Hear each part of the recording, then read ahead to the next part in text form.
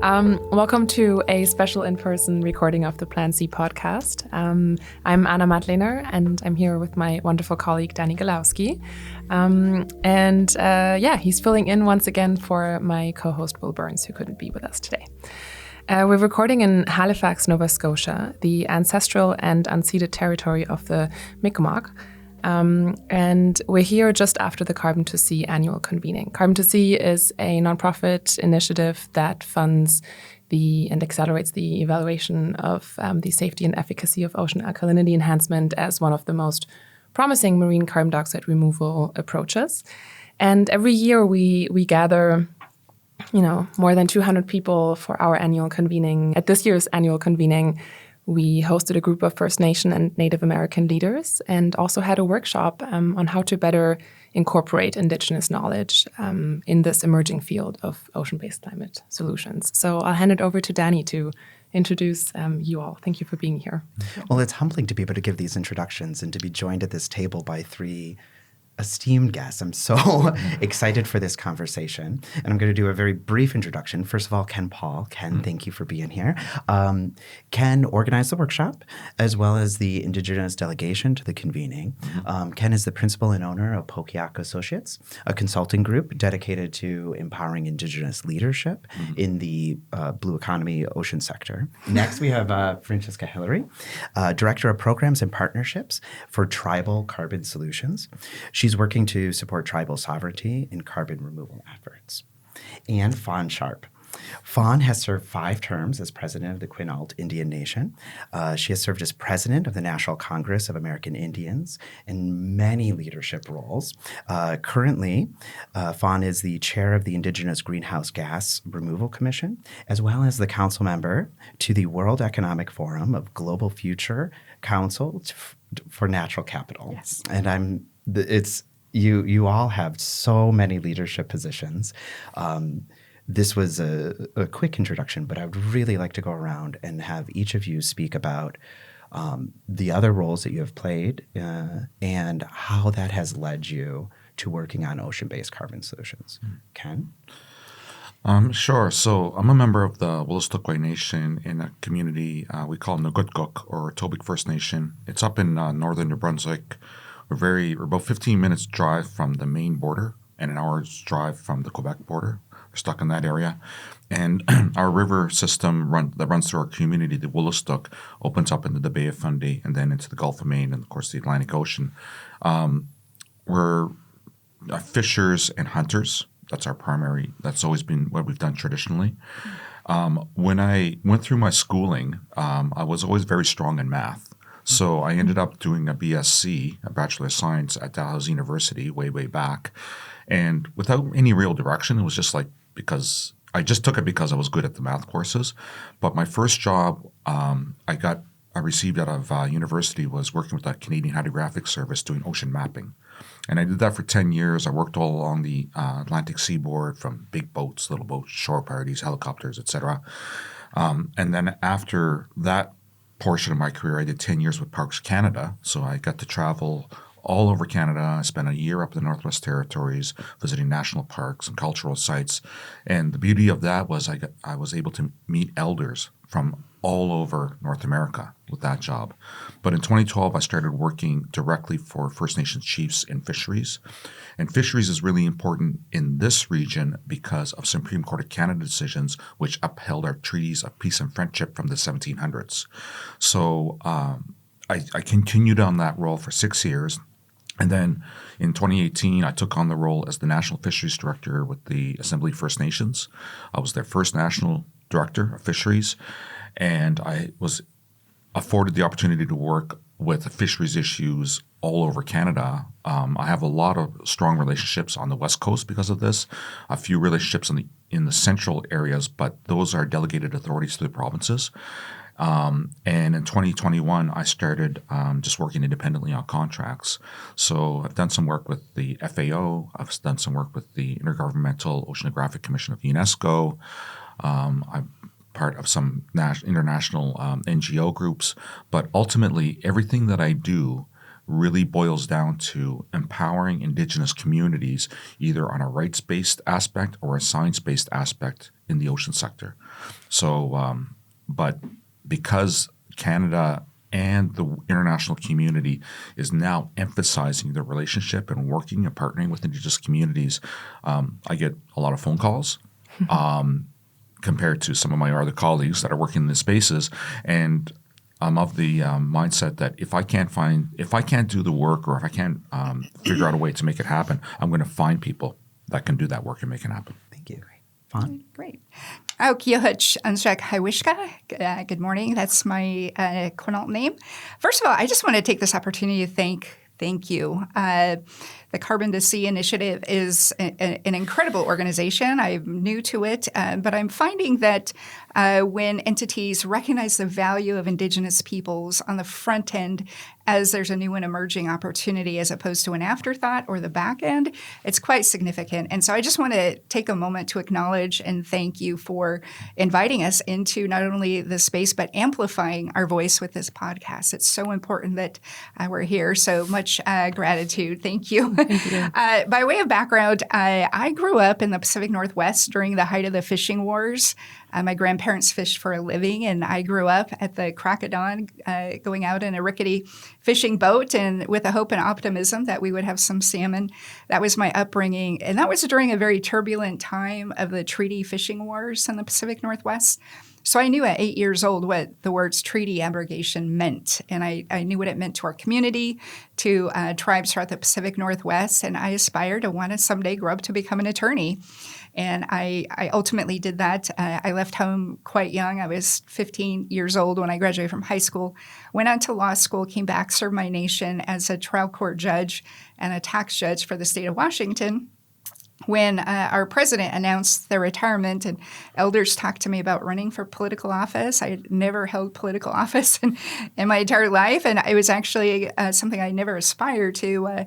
I thought I've been trained to seek truth, justice, fairness, and that's completely at odds with politics and tribal politics. And so an elder said, Fawn, look, you're running to be a leader, not a politician, and a leader brings those virtues to office. And sometimes you have to recognize people see things in you that you might not see in yourself. And so I ran. That was in 2006, successfully won the presidency that year, and then 2009, 12, 15, 18, 21. And through that tenure of 18 years of tribal leadership, I emerged as president of the Affiliated Tribes of Northwest Indians, which then I had a seat on the National Congress of American Indians board. I was the regional vice president, and then eventually I was elected as president of the National Congress of American Indians, and that's the oldest and largest organization in the United States, comprising the interests of 575 tribal nations all across the United States. And during that time, during the entire presidency, I was immediately confronted with the existential threat of climate change. Our salmon went from millions in the 50s and 60s down to 3,000 the year I was elected. And I learned about ocean acidification. I learned about the warming ocean temperatures. I learned about melting glaciers. And it was quite evident that with all of the macro environmental issues confronting humanity, there's very little we can do about that. But those things that we can do something about, we need to pay attention. We need to be strategic. We need to elevate our issues and have partnerships. And during the course of my presidency, I secured diplomatic credentials and joined the Special Presidential Envoy for Climate, John Kerry, and brought together the United States with Indigenous leaders from all over the world in Scotland and then in Sharm el-Sheikh at the various COPs. But all of that work, it was clear to me that unless we have resources, we're not going to be able to deploy or implement any of the visions. And so for the last 2 years, I've been working on ensuring that Indigenous nations, not only in the United States but around the world, have direct access to resources. Billions and trillions of dollars are being deployed, and Indigenous peoples we're on the outside of all of these systems. We're on the outside of the United Nations. We're on the outside of development banks, and we're relying almost entirely on NGOs to secure resources for us. And so when I looked at all the different sectors, this particular sector is one that offers a lot of promise. The value of MCR is $1 trillion between now and 2050. It's an incredible value to this one sector. And one report that Carbon to Sea has commissioned, it's 200,000 jobs over the course of that. So a lot of jobs, a lot of opportunity. We're at the front end. So for all those reasons, I'm happy and honored to join Carbon to Sea. And we're so happy to have you here. Francesca? Yes. So I'm a member of the Round Valley Tribes in California. I grew up in California, close to the ocean. So I really developed a relationship with the ocean from early childhood, and it became a focus for me. In fact, I, like many people who didn't actually do it, I did consider doing oceanography at one point. I think someone made a joke about that yesterday. So I moved up to Washington State 22 years ago and ended up finishing up my education there, and then went to work for a tribe and in the capacity of external affairs and government relations, ultimately. And that was really about managing relationships. And a lot of those relationships were either with state or federal agencies, but in addition to that, they were local farmers who there were many projects that we brought, the tribe brought in different partners, one of which was an early energy project being a biodigester that was built about 15 years ago. And so that, as far as fish and farms and how to bring solutions to both communities, it was a great project because it brought dairy farmers together, the tribe. They have this mutual biodigester. And now they are putting a carbon capture component on it. So it's like next generation. But anyway, so I worked for the tribe. One of my mentors was Terry Williams, who has passed away now. But he was the treaty rights director for the Tulalip tribes, very involved in salmon recovery over generations in the Puget Sound. Just a lot of leadership roles that many people recognize, including Fawn. Right? So anyway, one of the questions that really came up towards the end of his life was because of ocean acidification and how it was affecting the Sound and therefore tribal fisheries and shell fisheries. What can we do about this? And so that eventually led to, our interest in the possibility of OAE being, it does look like it could possibly be one of the best solutions. So anyway, I then went to, I started my own consulting business and then ended up going to work for Global Ocean Health. And along with Terry, before he passed away, we launched a program, and Fawn, we were all together, we launched a program called Building Tribal Leadership in Carbon Removal at the time. After Terry passed, we changed that, and now it's called Partnerships for Tribal Carbon Solutions. In that capacity, Fawn, the Whitener Group in Washington State, and a few others, we launched the Indigenous Greenhouse Gas Removal Commission, which I have just finally learned to say after a couple of years. And that we are so excited about this commission. We have 3 founding tribes, the Snoqualmie tribe of Washington State, Squaxin Island of Washington State, and the Tunica Biloxi of Louisiana. So, we are really looking forward to diving in and doing the work together as tribes. And it's not simply about carbon removal. It's also about other greenhouse gases. We wanted to give ourselves the room to grow.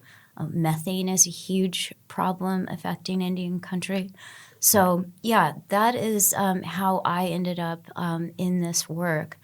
And, one of the projects that I'm really proud of that we're just about to launch is, along with a couple of partners, the Carbon Business Council as well as the Institute for Responsible Carbon Removal with Will Burns, right? We have put together a report to the tribes on carbon removal. And so that will be coming out in a few weeks for tribes to consider carbon removal and hope to really kind of introduce that to Native American media and whatnot, so we can start getting the word out further. Yeah, thank you so much for these introductions. It's truly a pleasure to have you all here. I want to take a quick step back before diving into the depths of your work. I'm from Germany, and it's a country where Indigenous partnerships is not really a consideration we necessarily grow up with. So I'm certainly on a learning curve in this regard. And Fawn, I'm curious, you've held a number of international positions, as you mentioned. How do you, for our international listeners who might not be from a place where, as I said, this is not necessarily always a consideration, how do you usually explain Indigenous rights and Indigenous knowledge and the importance of integrating it? Yes, excellent question. Thank you. So when I talk to those who have very little to no experience in working with Indigenous communities, one of the first things I mention is we are place-based. We are from ancestral lands and territories since the beginning of time, since time immemorial. And throughout the generations, we've received ancestral knowledge and teachings that have been passed down. We're very foundationally, we're interconnected with all things living. Chief Seattle from my part of the world had a very famous saying that all things are connected. What we do to the earth, we do to ourselves. And so that really puts in a focused perspective that from an Indigenous place, Indigenous peoples have just this knowledge that is ancient, it's proven.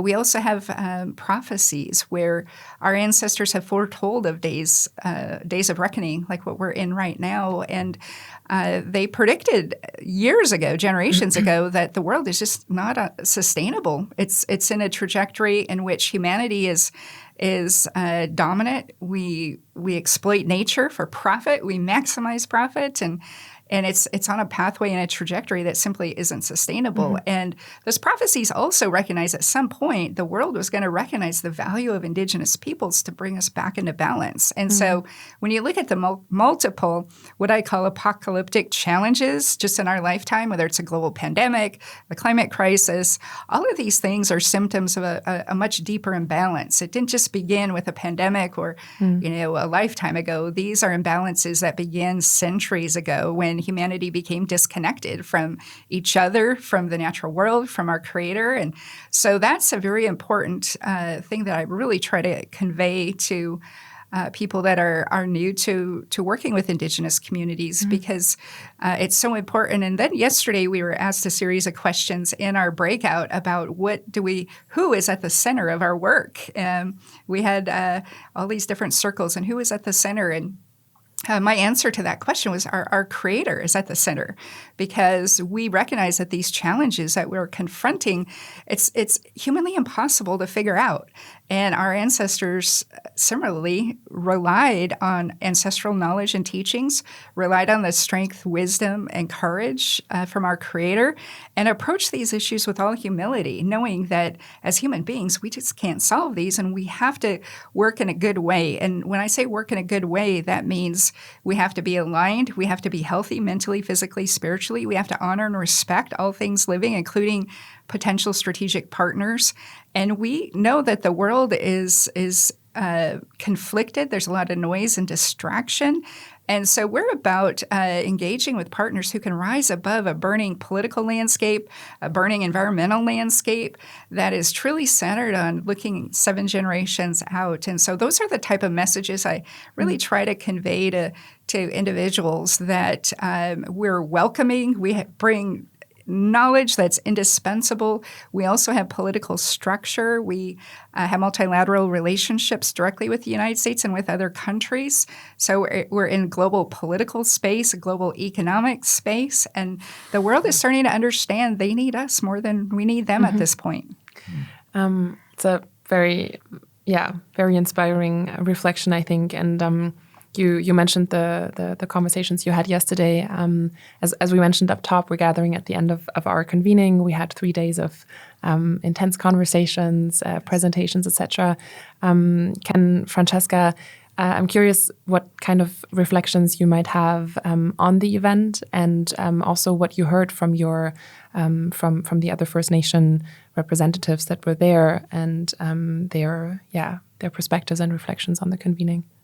Sure. Well, first of all, I just want to say how honored I am, and we are, to actually be in Canada amongst First Nations peoples, which we share so much in common with, which I have personally learned working in the Puget Sound and the Salish Sea, because there's so many common connections between the Coast Salish and some of the threats that they face, whether it's oil pipelines and increased, tanker traffic, or there are just all kinds of issues that we really need to learn from each other. And so it's been wonderful to hear also just how complex the fisheries management is, it sounds to me, amongst the First Nations here on this side of Canada. So that was very inspiring to understand how built out this system of management is. So that was nice. Me? Yeah. Well, I want to make a couple comments about the rights-based stuff and the Indigenous knowledge stuff. Yeah. A lot of people don't really understand what rights for Indigenous peoples is really all about. Mm-hmm. Our birthright is our inherent rights to the lands and waters from our ancestors. Mm-hmm. And the United Nations Declaration on the Rights of Indigenous Peoples is the best document, although it's not perfect. It's the best document that's out there that can help guide nation states to understand that we have these rights. We are also treaty nations. And in order to sign treaties, you have to be recognized as a nation. Our treaties go back to the 1700s. They were the Peace and Friendship Treaties. The first one was established in 1725 and was ratified in 1726. So this is like 300 years of this official relationship. And I will never say treaty rights. I will say treaty protected rights, because what it does, it protects some of our inherent rights that are written in the treaties, but all the inherent rights are still there. And that's important because in Canada, we have treaties going across the country, but most of the nations in the West Coast in British Columbia don't have treaties, but they still enjoy those inherent rights. Mm-hmm. So that's up to them, their governments out there to negotiate that with the province and with the federal government. With respect to Indigenous knowledge, or even the term traditional knowledge, like Native people didn't come up with that terminology. Mm-hmm. Somebody else were recognizing something that was happening and coined those terms. Mm-hmm. And I've even gone to elders and said, hey, can you share some of your Indigenous knowledge? And they've looked at me and said, I don't have any of that. I don't know what that is. Mm-hmm. But then they'll go and show me how they pick sweetgrass or how they spear eels. And what I've done over the years, I've worked with others on this. We actually now use the terminology Indigenous knowledge system. Mm-hmm. We want people to understand that it's an actual knowledge system, that it's a different kind of science paradigm, if you will.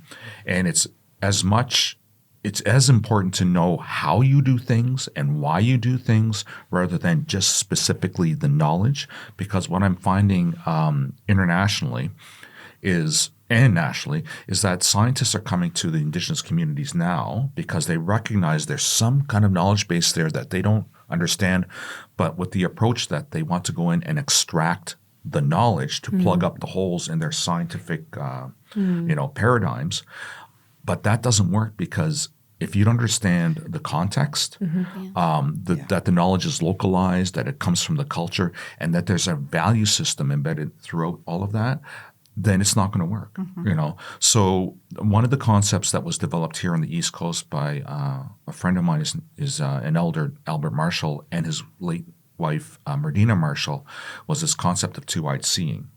And the simplicity of it, the beauty of it, is that right off the bat, people kind of recognize that, okay, two-eyed seeing, we have our scientific methodology and our Indigenous methodology, and we can work on these both things in parallel and hopefully arrive at the same point. The thing that Albert has told me, and when I try to teach people now, is that it's not two separate processes working in parallel, because what if they disagree at the end? Are you going to value one system over another? The work has to be at the beginning, the integrative part. So you're not going to catch a ball like covering one hand like this or one hand, one eye like this, because you don't have the depth.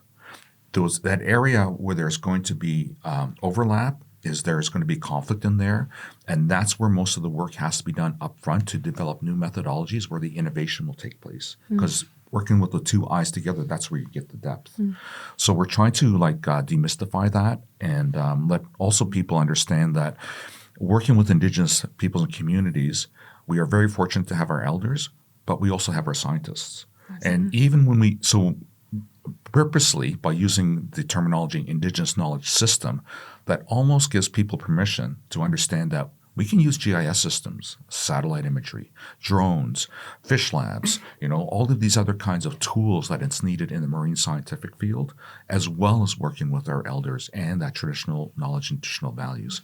So I'm trying to help people understand that, and we purposely for our Indigenous delegation to Carbon at Sea, had brought in our scientists in there so people can understand that, yeah, we have elders. Our elders are very humble, but we have scientists as well that are very much on par with the other scientific community, and some of them have specializations, but they're working on community priorities.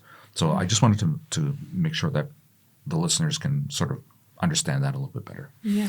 So yesterday's workshop was a lot about meaningful partnerships, and with so much to offer. I'm just curious, from the conversations yesterday as well as for all of your work, what do meaningful partnerships look like? And what do you think the steps are to getting us there?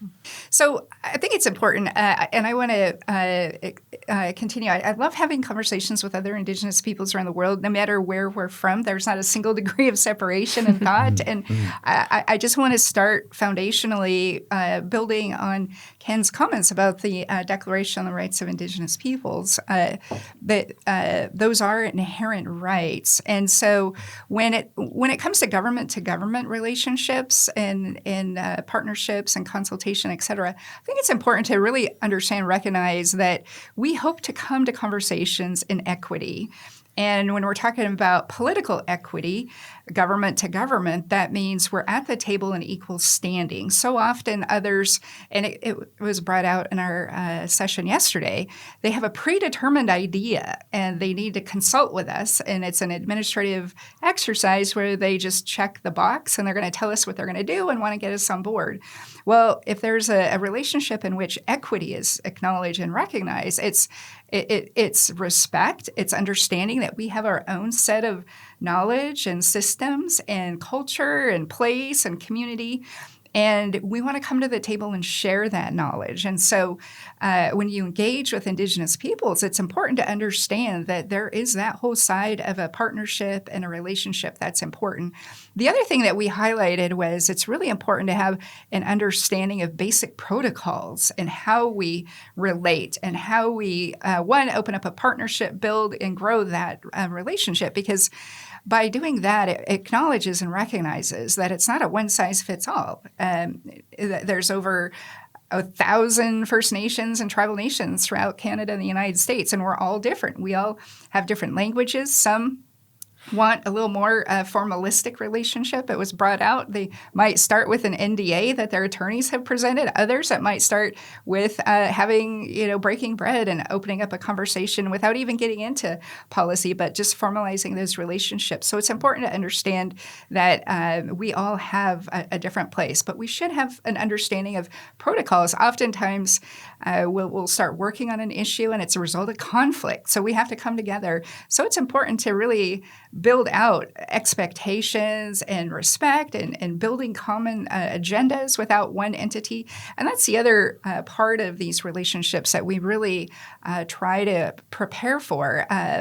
If there isn't political equity and one partner comes in and takes unilateral action and then it results in litigation and lawsuits and then we're not talking at all. And that's been a long storied history of tribal relations. They're defined by lawsuits and they're defined by parameters and federal cases. And it's so much easier just to sit down and talk and make the investment of time to get to know us, the investment of time to find our common interests, the investment of time to find common protocols. And I think those that are successful in doing it, it's an accelerant. We can really accelerate and build and grow, and then you have momentum, and then it flourishes into other areas. And I've just found over the years when those who acknowledge that and respect it, they become not only lifelong partners, but friends, colleagues, allies. And let's face it, the issues we're confronting in this era, we need to have as much galvanized friendships and opportunity to work together. And so those are some of the basic things that came out of yesterday's session. And we are always here to learn. And I've not met an Indigenous person that's not accepted an invitation and invite to come into a circle and share knowledge and wisdom, because we know it. We don't own it. We know this is knowledge that we receive by inheritance, and it's knowledge that must be shared with others, and it must be shared in order for us to help navigate and confront the challenges facing not just Indigenous peoples, but all of humanity. I think going off of both what Fawn and Ken have been talking about in regards to Indigenous knowledge and sovereignty and the position of Indigenous people, I think we've been thinking through a lot of in the world of carbon removal, partnerships between what would it look like for tribes or First Nations to partner with some of these industry partners right now. And because we've been in research and development for the last X amount of years, it was always, I thought it made a lot of sense, especially working in Washington State with the treaty tribes, who are tasked with the co-management of salmon and habitat. They therefore have fairly large science departments. So, one potential partnership model is doing research together with both tribal scientists and industry scientists, academic scientists, to really come together and see if some of these carbon removal schemas are going to work on the ground, or in the water. Really. So that's, in regards simply to carbon removal and the oceans, I think that the partnerships between tribes and the future, as Fawn has said, if this is going to, we hope, turn into a $1 trillion industry by the year 2050, which I hope it does.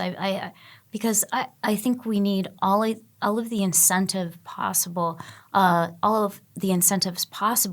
order to bring some balance to our climate crisis.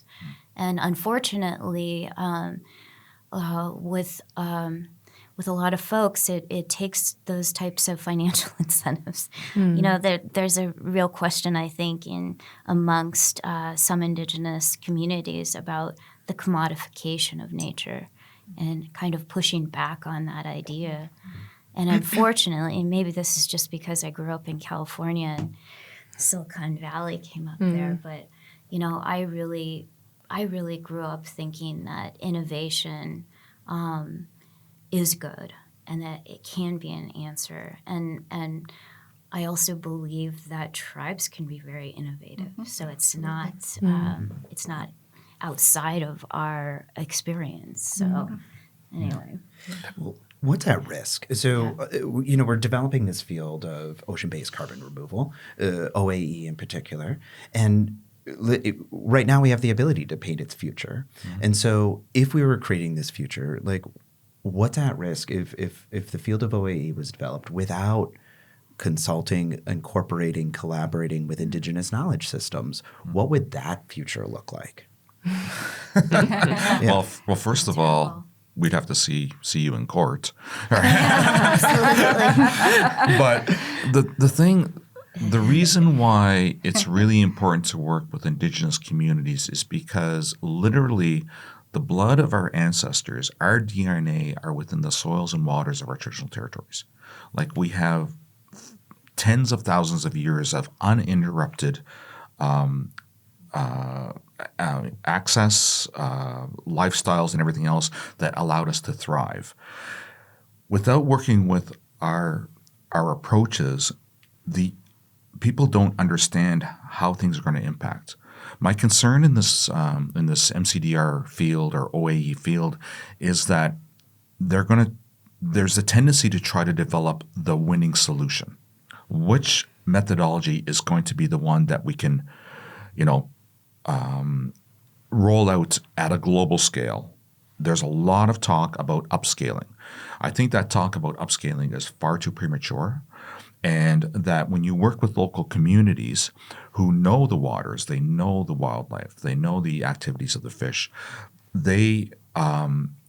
if you work with those local communities, they can help develop monitoring plans to figure out what needs to be monitored, where things should be monitored, the time of year things need to be monitored, who should be included in those monitoring plans, which could include things such as bears, for example, which is not a marine species, but very much relies on fish like we do. I think that's where the innovation can take place, and that will provide that long-term stability in the approach to have the right approaches in those local environments. If we don't do that, then I feel as though that the solution that this entire field is trying to create, it might solve the acidity problem in the ocean sector, but it's going to cause other problems that is going to have a large negative impact on us in the future. I would love to see a change in the approach, not to try to fix the ocean and try to make it less acidic for the sake of carbon, but rather to improve habitat for some of our relatives in the marine world like fish, which will provide the carbon benefit. And if we start from that perspective, and there are some examples where that's happened, like Carbon Run is an example that had done that, I think that we'll have a long-term sustainability and durability into like what we're trying to do and make the planet more habitable for us as humans. I just really believe that we should lead as tribes with restoration first, and tribes do anyway. I think a lot about forests and fish. So in the forestry sector, we also have super fires now. And so the better and the more wide scale we do restoration, the more that we protect those habitats and therefore ourselves. So. Yeah. And I mean, it's particularly a potential benefit or a reality because most OAE projects, if not all OAE projects right now, are taking place in coastal waters, and that is the actual feasible solution right now. And I find it quite fascinating what you described with respect to the past knowledge about the species that are in waters, the seasonality of waters. I'm spending most of my time thinking about the monitoring of OAE and the question of how long should our baseline monitoring be? Which parameters should we measure? We approach it with I mean the academic, community that perhaps is not in contact enough with Indigenous knowledge systems. Sort of go-to approach is to say, well, let's think about how long we have to monitor this to understand at which time of year the pH goes up or the pH goes down, instead of, as you describe, valuing and incorporating something by centuries of observations. So it's a great example. I would add too. My response to your question, Danny. I think the thing that would miss there is sort of this emerging nature, valuing nature. And throughout our sessions yesterday, we learned, we had a finance presentation and the amount of private sector investment that's going into this, as well as public and philanthropic. The private sector investment, it was off the charts. It was massive amount of private investment in these innovative opportunities. And what we're finding is, to the point that Francesca raised, the whole world is trying to put a price tag on nature. They're trying to value nature and commodify nature. And that's almost the totality of the work that I'm doing now at the World Economic Forum, is saying that these systems and this approach is just inherently incongruent with our value system. You can't take nature and mainstream it into the status quo finance systems, because they are by design intended to maximize profit at the expense of nature, at the expense of humanity, at the expense of the planet. And so just as you're seeing science innovation around the environment, you're seeing an entire finance ecosystem of the private sector that knows that investments have to be made. J.P. Morgan issued a report I was going to say this month, but it's May. It was last month in April. And it talked about tipping points, that there are these black swans where there's low probability of an event, but if that event happens, it's massive financial destruction. And so the world of finance is trying to figure out how to stabilize these global investments by taking our values into a system that by design is just never going to work. And so I would venture to say the stabilizing factor for global finance systems are foundational principles of right relationship with nature, and learning that Indigenous peoples are reimagining a world of investment strategies where we can bring together public, private, philanthropic, blended capital at scale to meet the challenges, but not only have an ability to create direct access for Indigenous peoples who've been left out of these systems, but the investment strategies that can be deployed directly into solutions that are proven through centuries. And not only deploying and creating access, but measuring on the back end. When we have guardians who are out collecting data in streams and we're able to report in real time. I went out to Carbon Run as part of, and I want to thank all of you for that experience. They have monitoring systems that are, they're solar powered. They feed up to a satellite, and you can get the data real time. And I'm finding there's a hunger and an appetite from the private sector. And so there is this sense that we want proven results. And we have an ability to create real-time proven results. And we're not just new to this party. We've been doing this for centuries. And we're not innovative pop-ups where you don't know. And I hear that from global investors all the time. We need entities that have longevity, that have a proven track record. And Indigenous peoples, you could take what we know to the bank and not only produce a return on a healthy environment, but healthy relationships with each other and respect for all things living. And so I think without Indigenous peoples in the conversation, we would continue down a pathway in which we're trying to bring nature into this mainstream system that is broken. And it's failing humanity. It's failing the planet. It's the financial system itself is failing. And so Indigenous peoples are reimagining an entire different pathway where we're wanting thriving people and a thriving planet and entire ecosystems, and not simply one asset class of carbon credits or riparian credits.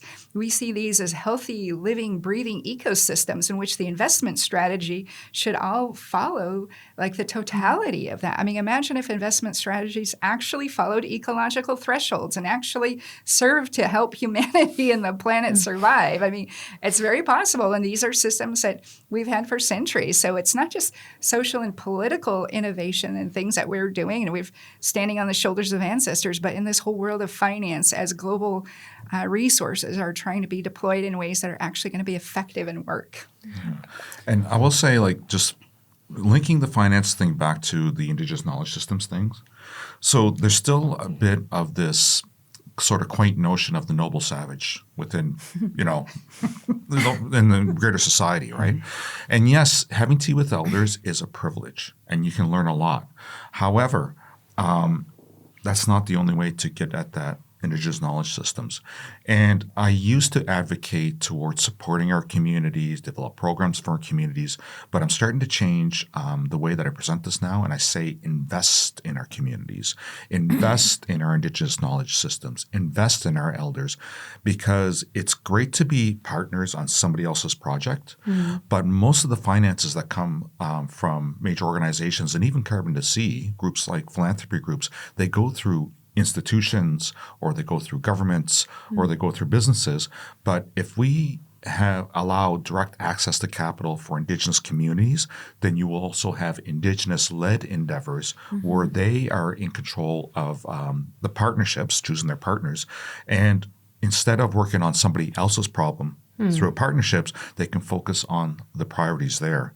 So I'm hoping we're going to start changing that mentality and start pushing in that direction to have access to capitals, because of all the things that have happened to our communities over, I guess, the last 5 centuries. The fact that we're still here, that we still have culture intact, that we still have language intact, and that whole value system that's under that shows the resilience of our communities, and there's a resurgence in that. So I want to see that continue on and start to inform the greater good. Building on that, Indigenous governments in US and Canada have quite a few issues, of course, to sort of reckon with at the moment, not just OAE or ocean-based carbon removal. How would you advise leaders right now on whether they should be or why they should be and how they should be prioritizing OAE research and development? Well, I had debated, honestly, with a few close colleagues over the past few years about whether or not I even want to be part of this world, part of this ecosystem in OAE, because I just seen it as, let's create something with science and let's fix the ocean, not recognizing that the ocean is actually a living being that has a spirit that we have a relationship with, and that we really should work in the best interest of the oceans. But we had concluded that, well, this is going to happen anyway. And instead of community members seeing a ship go by with some alkali being dumped behind and them wondering, well, what's going on out there, we know that we have to work internally to try to influence the system so that we can bring resources into the communities so that they can be informed. As far as how they should prioritize it, the priority is going to be on the health of the ocean. So if there's different kinds of activities and levers and access to capital that can help advance the science from the communities or the Indigenous knowledge system, then that is something that I'm going to strongly advocate for. I know that the innovation in our communities has always been there. The problem has been lack of resources. But that's starting to change very slowly, and even the conversation within the communities is the acumen around financing and stuff like that financial literacy is starting to change. And it's not chasing the funds per se. It's really about trying to get back to self-determination and having our rightful place as to governing, if you will, the lands and territories so that it can be done in the long term rather than trying to maximize value for shareholders. I guess I would add to that we did a similar exercise. Should we get into carbon removal? And for me, I guess the point where I became convinced that I needed to be in this area was reviewing the IPCC report that we're not going to get to target just by reducing emissions. We have to capture and store emissions. And so that became a point in my public life when I thought we really need to figure this out. And I think Indigenous people stand in a position where we can rely on centuries of knowledge and wisdom, but given our ability to form commercial enterprises, to form multilateral relationships, to engage in our own independent sovereign finance systems, we have an ability to attract innovation that is otherwise wouldn't come to the United States, or that you have to have an act of Congress to create a regulatory framework in which to try something innovative. Tribal nations have this long history of seeing opportunities, building a regulatory framework and landscape, exercising our inherent sovereign powers to effectively preempt others from that space and do it in an accelerated way. In my first term, back in 2008, I saw carbon sequestration as a possible way of managing a landscape in which we had over 220,000 forested lands in the Pacific Northwest. And the global market was at the time trading at $32 a metric ton. The voluntary domestic market in the United States through the Chicago Climate Exchange, there was an exchange in California, one in New England, was at $2 to $3 a metric ton. And I found that domestic companies in the U.S. could not access those global markets because the U.S. was not a signatory to Kyoto. Notwithstanding that, a tribal nation could enter into those markets. And so we went to Poznan, Poland, armed with a resolution in which we brought together 5 tribal nations in the United States and 2 Canadian First Nations. Our collective geographical footprint was larger than some European countries, so we can move up the stream. And so I think those are advantages and opportunities that Indigenous peoples stand in this unique position of standing on centuries of knowledge and wisdom, but also have an ability by exercising our sovereign strength and muscle to create landscapes, to pioneer some of these new and emerging opportunities in ways that's aligned with our value system, that honors science. We put science, it's not a political calculus that factors into our decision-making. Unlike, Congress and other political bodies, we're able to actually listen to science, and that's at the forefront of what we do. Science, like that is so important to how we govern. And so those are some of the opportunities and advantages that I see in building on Ken's point. But those are things that were in my mind as to, yes, we need to be in this sector, and yes, we need to not only help influence it, because if we don't, it's going to continue with or without us. But boy, is there an opportunity to step into this area and bring our knowledge and lead, guide, and influence and work collectively for a common solution, that a bright future that we all see when we focus on that North Star for all of humanity.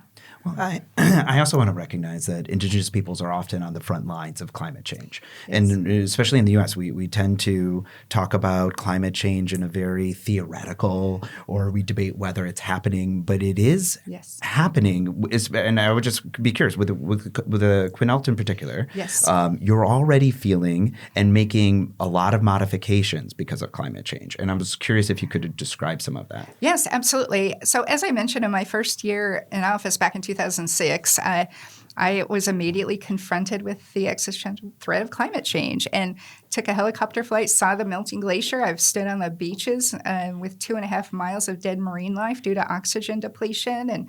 And the place where my ancestors signed our treaty is now underwater due to sea level rise. We're having to move 2 villages to higher ground. It's a $500 million project. We're not going to realize that out of the United States Congress, which is one of the reasons I'm doing this work, to secure the resources. And so people might think that Indigenous peoples are on the front lines. We're weak, we're vulnerable, we have no resources. But to the contrary, because we've gone through that, we're strong, we're resilient, we have this knowledge in our DNA. And, the other point I make, the World Economic Forum did a report 3 years ago that 5% of the population, Indigenous peoples, govern 80% of the biodiversity that's left. And I often flip that to say we're outperforming everyone else by 400%. We don't have direct access to finance. We don't have direct access to capital. We don't have direct access to political systems like the United Nations, but we do have direct access to nature, and we do have relationships. So our vault is in nature, and our vault is thriving and has been thriving in these places. You could just look at a map of Canada or the U.S. You could clearly identify where Indigenous territories are, because they're the green, healthy places and places that have been stewarded since time immemorial. And so, yes, we are on the front lines of climate change. Yes, we are feeling the impacts. Yes, we're disproportionately impacted.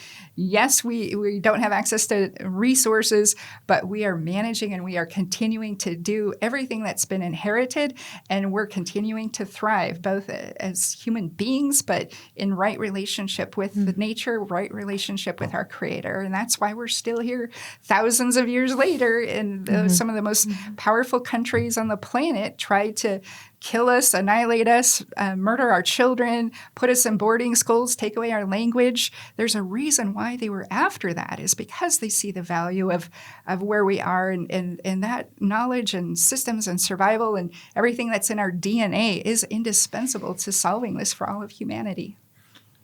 Can I make just one more comment about the financing part of it? So we're in Mi'kmaq, right, the traditional ancestral lands of Mi'kmaq people. The treaties of peace and friendship from the 1700s, because there's a chain of them. There was from 1725, 1749, 1752, 1760, 61, 1778, and 1790. Canada only recognizes 2 of those because Canada's Supreme Court was forced to recognize them, 1752, 1760, 61. And it's fine for Canada to recognize that, and it's fine for Canada to make laws for Canadian citizens, but we have our own laws. We have our own governance systems, and we have a really difficult time having Canada recognize it, even though Canada's courts has told Canada's government to recognize these things. But none of these treaties were about territory. They were literally peace and friendship treaties because the French and the English brought their wars to our shores, and the British realized they can't fight Native people and the French at the same time, so they made peace and friendship treaties with our ancestors so they could put more of their resources to their war with the French. And it was around that period that led to the deportation of the Acadians. But this thing about unceded territory, it's not just a nice thing to say at the beginning of an event. And I appreciate people that do that, but that actually has a meaning. Mm-hmm. So if this is unceded territory, then why is it that all this resource extraction, including all the financing around MCDR, is going to other entities but not coming back to our communities? Mm-hmm. I don't know if we have to emphasize impact benefit agreements or resource revenue sharing or whatever we need to do, but that financing needs to come back to the communities so we can finance our groups for our governance systems, our science systems, our education systems to bring some of our young people into some of these diverse fields. And I know for a group that we had here at Carbon to See, that's not really their world, not really their thinking, but more and more we have to just try to emphasize that it's not trying to take away from others, but it's like trying to find equitability, I guess, into that revenue generation, because there are so many people here in North America that have built intergenerational wealth off our resources while we have suffered from intergenerational poverty. That's slowly starting to change, and we've had to use the American and the Canadian courts to prove to them, to their systems, that this is inequitable. So I would love to keep talking with all 3 of you for much longer. We do have to close out, and I want to give each of you an opportunity to also manifest a bit where ideally we would like to be in a year from now. I recall yesterday one of the members of your delegation stood up in our sort of closing reflections and mentioned it is good that we have had this delegation here and we've seen more representation and integration of the tribal communities, but next time it would also be nice if Carbon to See recognized that there is Indigenous science actually on stage. And so that is for sure something that I think that we take away and hope to integrate in a year from now. And I'm wondering if each of you has reflections and thoughts of, what needs to happen in this next year. Go ahead. Yeah. Okay. So for me, it's hard to really think about where the world might be a year from now. When you think where we were just a year ago and how the world is so changed. And while there's a lot of uncertainty and confusion and things about what's happening in the world today, I think there are some things that are certain. And the things that are certain are, our teachings and what Indigenous peoples bring to the table. And so when I think about a year from now, I would think that the relationship that we've developed will continue in between the annual meetings. I think we have to be dynamic in reading, the politics, the policy front. There's a lot of headwinds there. I think certainly on the investment and finance, science, the totality of the strategic direction of Carbon to Sea, I feel welcomed in that place. I mean, I've had conversations. What are we going to do multilaterally at this upcoming COP? There's a place there for Indigenous voices. What are we going to do as investment strategies start to emerge, as science starts to emerge and innovation? So I'm looking forward to an incredible year ahead. With or without all of the political things going on, but relying on what we do know, the relationships we're building, I see a stronger relationship. I see a broader relationship. I see a collective vision and direction. And to me, it's all inspiring. And so I'm just happy to be here, and I look forward to 2026, 27. Great. I do think that a year from now, along with the help of Ken and Fawn, that we really do see an emergence and understanding of tribal scientists who are working for tribes as either part of that nation or an employee. We tend to have very long-term employees working for fisheries for tribes, and I think that says something about that environment. So I do think that the growth of that participation from tribal science is going to be key to keeping the sector going, and also, helping to slow down in areas, as Ken has alluded to, that maybe we shouldn't be moving so fast, that we need to take the time to do the science.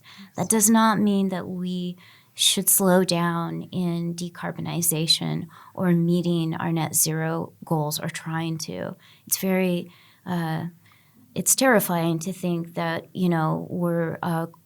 it's no longer about 1.5, it's about 2.0 now. And especially as a Californian, I'm particularly terrified of that because of fires and because of drought. And so, we're looking at all kinds of different solutions outside of OAE or the oceans. We're looking at desal and what it's going to take to secure water over time. And so, yeah, I look forward to continuing to grow our tribal expertise in this area. Yes. So I'm not 100% familiar with the whole philanthropy world or how Carbon to Sea supports different groups. I know that they support research and they support startups. In a year from now, I would love it if they could start supporting Indigenous science, Indigenous communities directly, that they could support social science, because I think no matter what we do here, it's going to affect people as well. I think some work in that. And more work on the ecology and specifically on the health of fish habitats. I think if we can diversify those kind of supports, it would help complement the physical science that we see here, which is advancing really, really well. And if we can do that, and I think we'll have more people that are, I guess, a bit more hopeful at a positive future, rather than just trying to react to the climate crisis that we find ourselves in. Yes, excellent. Would encourage everyone to keep an eye on Carbon to Sea. I think that we have some announcements coming up soon and in the next year that I hope that we can help address some of these. But today I just want to say thank you. Thank you. I will be leaving this table with so much more knowledge and sharing, and I just really appreciate that you've shared that with us and with all of our listeners. So thank you. Thank you. Yeah, and we thank our listeners as always.